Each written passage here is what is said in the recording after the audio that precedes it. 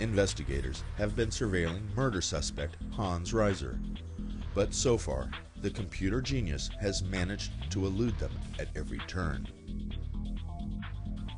He was doing all kinds of driving that was erratic to make sure that nobody was following him. But police refuse to give up. They had a number of different cars following him. The car could follow him for just a couple of blocks and then turn off, and another car would fall in. They also had an airplane following him. One afternoon, Reiser drives to a residential area of Oakland. And he walked all up and down the block and around the block. It took him about half an hour to walk what should have taken him 5 minutes. Convinced no one's watching, he leads police directly to his missing Honda CRX, the same car investigators have been searching for since Nina's disappearance.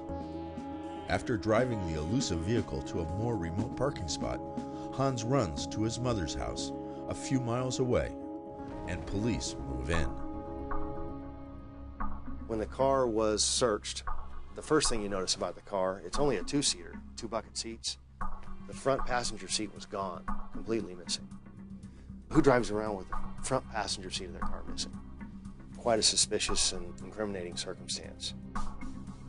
Some of the carpets were wet. There was actually standing water. In one section, it was close to an inch of water, which could lead you to think somebody was cleaning up evidence. And that's not the only incriminating discovery. Inside the CRX, there's 2 books on homicide.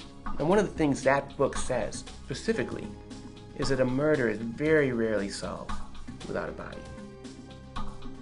So he had been obviously boning up and researching on how police investigate homicide suspects.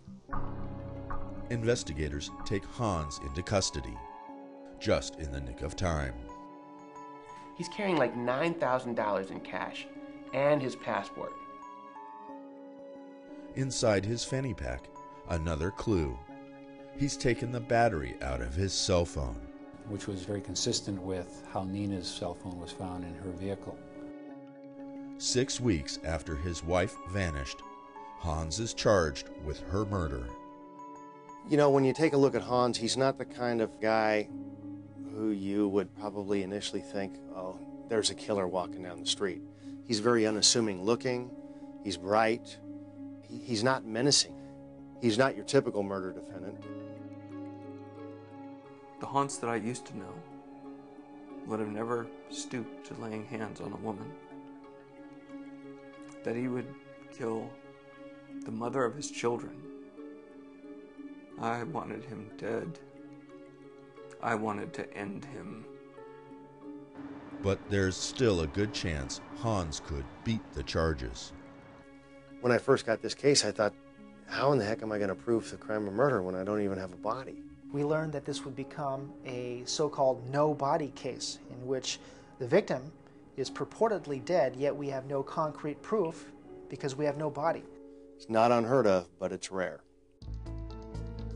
In the spring of 2007, 8 months after Nina disappeared, prosecutors are hard at work preparing for trial. As part of the process, they pre-interview a number of crucial witnesses, including Hans's best friend and Nina's ex-lover, Sean Sturgeon. Sean Sturgeon revealed to us that he had previously killed 8.5 people. The half was because he didn't know if the person was alive or dead. I offered to arrest me, charge me with crimes. You know, I wasn't going to tell them all the specifics. I wasn't going to tell them who and what. Just put it down. John and Jane Doe's 1 through 8.5. Try me for it, put me in jail. Everybody following the case is floored. That certainly was an unusual monkey wrench in the proceedings, because we all knew, well, are we saying that Sean may have killed Nina? Suddenly, the prosecution has the rug pulled out from under them. Sean could have been the killer or an accomplice. And even if these are just the rantings of a lunatic, it's a plot twist that the defense is sure to use to their advantage.